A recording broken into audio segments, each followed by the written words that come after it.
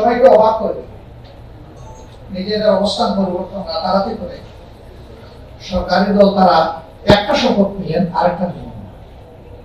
সংসদ সদস্য হিসেবে শপথ নিলেন, কিন্তু সংস্কার পরিষদের সদস্য হিসেবে তারা শপথ নিলেন। তারা তাদের অবস্থান পরিষ্কার করে বললেন,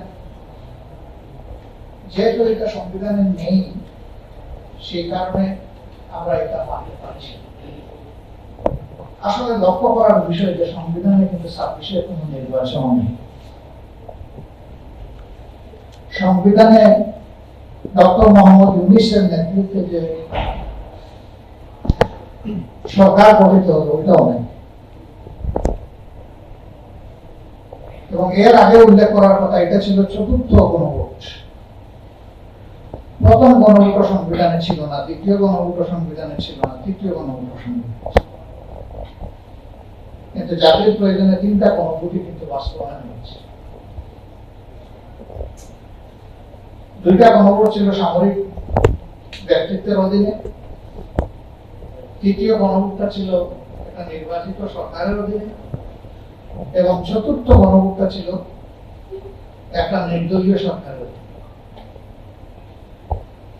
এই গণভোটের রায় না মানার মধ্য দিয়ে জাতীয় জীবনে রাজনীতিতে সংকট তৈরি হয়।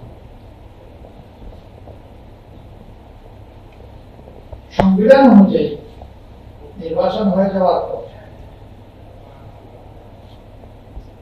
সংখ্যাগরিষ্ঠ দলের নেতার পক্ষ থেকে লিখিত অনুরোধ যাবে রাষ্ট্রপতির কাছে অধিবেশন আহ্বান করার জন্য।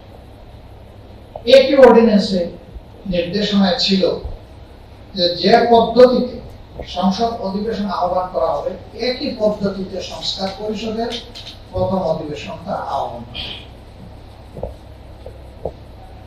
সংস্কার পরিষদের সদস্য হিসাবে নির্বাচিত সংসদ সদস্যরা দায়িত্ব পালন করবে। 180 দিনের মধ্যে সংস্কার কর্ম সম্পন্ন করে এই পরিষদ বিলুপ্ত ঘোষণা করে, এবং তখন থেকে জাতীয় সংসদ সদস্য হিসাবে তারা দায়িত্ব পালন করে।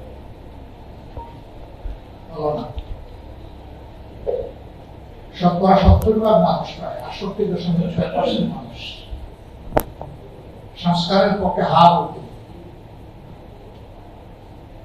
এই যে প্রায় 70% মানুষের ভোটকে অগ্রাহ্য করা হয়, অপমান করা হয়, আমরা বিরোধী দলের পক্ষ থেকে সংসদে এই কথাটা উঠাল, কিন্তু এমন ভাবে ডিজাইন করা হলো সংসদ অধিবেশন বসাটা, আমাদের হাতে সময় ছিল দাবিটা আমরা ভালো করে তুলবো, সেই সুযোগটাও আমাদেরকে ভালো করে দেওয়া হবে। তারপরে কোনো না কোনো ভাবে ফাইলে ঢুকলাম আমাদের নোটিশ। এরপরে আপনারা দেখেছেন এর উপর আলোচনা হয়েছে নোটিশ, এবং মাননীয় স্পিকার এটাকে আলোচনার পর